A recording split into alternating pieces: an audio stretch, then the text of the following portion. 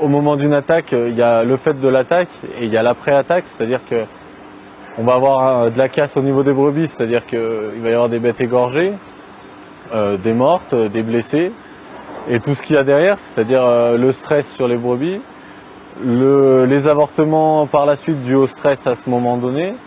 Donc, et puis je pense que, je dis pas que je comprends ce que ressentent les bestioles, mais on est assez proche d'elles pour savoir quand elles vont bien et quand elles vont moins bien. Et c'est vrai qu'après des attaques répétées, on voit que le troupeau change de comportement, se méfie de tout, le moindre bruit reste suspect, se stresse pour n'importe quoi et on a des problèmes derrière. Pour la production laitière, on perd en production laitière. Pour la production d'agneaux, il y a des avortements qui font que on perd du coup les agneaux derrière. Donc voilà, c'est vraiment un problème, un très très gros problème et qu'il va falloir trouver une solution.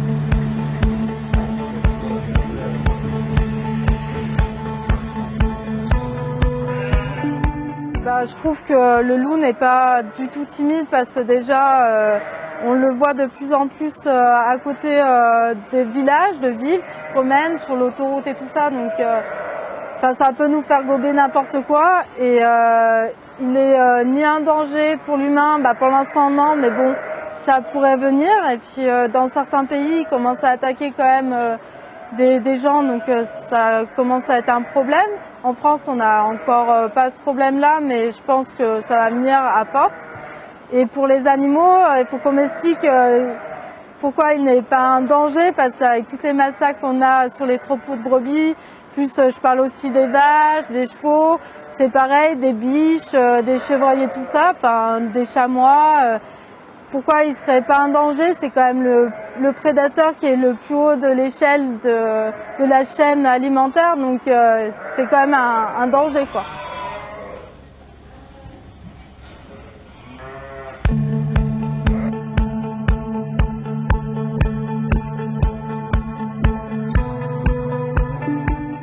En France, il est revenu dans les années 90, début 90, dans le Mercantour. Alors, il est revenu tout seul, ou est-ce qu'on l'a aidé, on ne sait pas.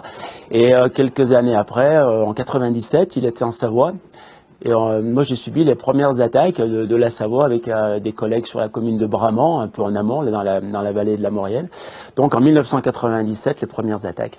Que le loup, il ait sa place dans les vrais territoires sauvages, et il manque pas, je veux dire, de toute la Sibérie, une grande partie du Canada, où il y a beaucoup de gibier, où le loup a tout à fait sa place dans l'écosystème, au niveau de ce qu'il a à faire pour réguler les populations d'ongulés sauvages, qui sans super prédateurs se multiplieraient trop et mettraient en danger, on l'a bien vu à Yellowstone ou ailleurs, la végétation. Hein.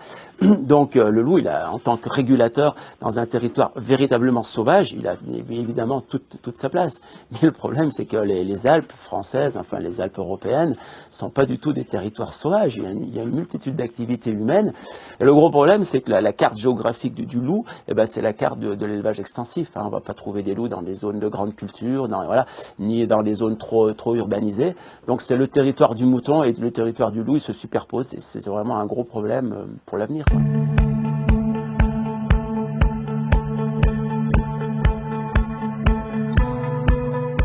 Moi, je trouve que l'image qu'on veut donner du loup, enfin que toutes les associations écologiques et autres qui veulent donner du loup, c'est des gens qui ne sont pas du tout sur le terrain.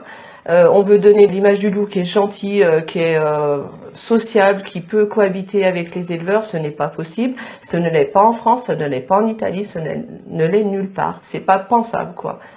On nous a jamais parlé du retour du loup. Hein. Le retour du loup, on l'a constaté en ramassant les cadavres. Quand il y a une attaque, le premier concerné, c'est mon mari. Souvent, il y a un de mes fils qui est avec et mon deuxième fils qui y va. Après, on est dans un état où on ne se quitte plus. On ne peut pas quitter, entre guillemets, l'autre parce que l'autre est un soutien permanent. C'est un peu compliqué et mes enfants, depuis au moins 7-8 ans, vivent ça chaque année, quoi. Ils ont 15 ans, depuis l'âge de 6-7 ans. ils ont vécu avec les attaques et à ramasser aussi les cadavres. On n'a pas pu préserver parce que c'était le quotidien, quoi. Au niveau de l'attaque en soi, on est bouleversé, ça s'explique même pas, dans l'état où on est. On est dans un état où on sait qu'on va trouver quelque chose, on n'a pas envie de le trouver, et après on se dit combien on va en ramasser. Et ça c'est compliqué. Et quand est-ce qu'on va de nouveau se faire attaquer? Et quand est-ce qu'on va ramasser de nouveau les cadavres? Et face à ça, on est face à des gens qui nous disent vous faites pas votre boulot, quoi. L'agriculture en montagne, elle est ancestrale, elle a toujours existé. L'entretien des paysages sur nos montagnes, ça nous sert à la fois l'été et l'hiver. On est sur des zones très touristiques, avec des stations de ski assez conséquentes. Le fait d'entretenir les alpages l'été permet aux skieurs de pouvoir skier sereinement l'hiver, parce qu'un alpage non entretenu l'été, c'est une augmentation des risques d'avalanche l'hiver. Donc, ce qui veut dire que à la fois économiquement et humainement, ce serait très dangereux. Parce qu'une station, si économiquement elle doit commencer à faire le travail que font des animaux naturellement durant l'été, la station de ski ne s'en sortirait plus. Donc on a très grosse cohabitation entre le tourisme et l'agriculture, parce que l'un ne va pas sans l'autre, c'est-à-dire que le tourisme ne pourrait pas être présent si l'agriculture n'existait pas, parce qu'elle ne pourrait pas skier. Et d'un autre côté, l'agriculture ne serait plus la même si le tourisme ne s'était pas développé, parce qu'on a aujourd'hui un marché avec des produits sous signe de qualité. Sur nos secteurs, si on en cite quelques-uns, on a quand même le Beaufort, le Bleu de Bonneval, enfin des fromages assez connus. Et du coup, si on veut garder ce signe de qualité et ces produits de qualité, on est obligé de garder une agriculture de montagne. Et pour garder cette agriculture de montagne, demain, il faut que le problème du loup, on trouve une solution sur ce problème du loup, parce que si demain les paysages se ferment, c'est toute une économie qui s'effondre sur les secteurs de haute montagne.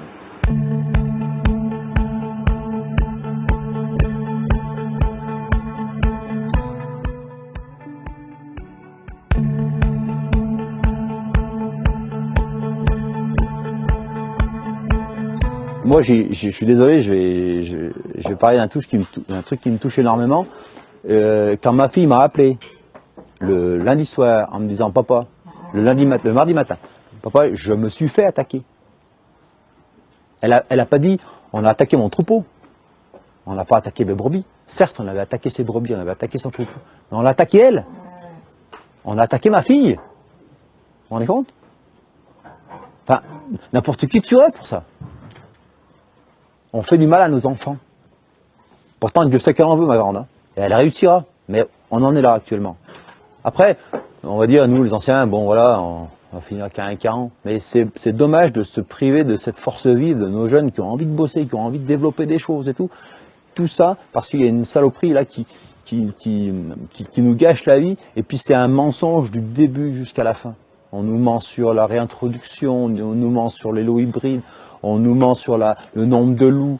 Là, on est en train de se faire enfumer avec le prochain plan loup. On est en train de la conditionnalité, c'est-à-dire que si vous n'êtes pas bien protégé, ben, vous ne serez pas forcément indemnisé. Alors aujourd'hui, c'est ça, la protection. Demain, c'est quoi demain? C'est des filets d'1,70 m pour pas que le loup passe dessus. Ils y sont déjà, ils existent déjà, les filets d'1,70 m.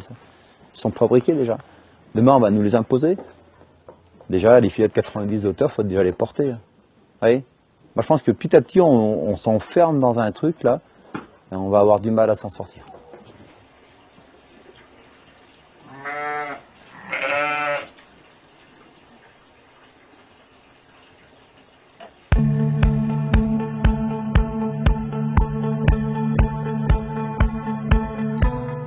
Bah, si on avait que les animaux, si on faisait que du hors-sol, en fait, ben, je veux dire, nous, la montagne, c'est fini, quoi. Ça va s'enfricher, il y aura des arcoses de partout. Pour nous, bah, on a l'exemple typique, on est en zone touristique, en zone de station de ski. Ça veut dire que si c'est pas nous, avec nos brebis, qui faisons le boulot de débroussaillage, de choses comme ça, eh ben, il faudra payer des entreprises pour le faire. Qui dit payer des entreprises pour le faire, ça veut dire augmentation des forfaits, ça veut dire augmentation de la vie en montagne, et le tourisme en prendra un coup forcément, quoi. Oui, notre activité, elle nourrit le tourisme, et puis en plus de ça, elle est bénéfique. Et puis, enfin, moi je pense que la montagne l'été, c'est aussi les brebis, c'est aussi nous, c'est tout le travail qu'on fait, quoi. C'est le patrimoine.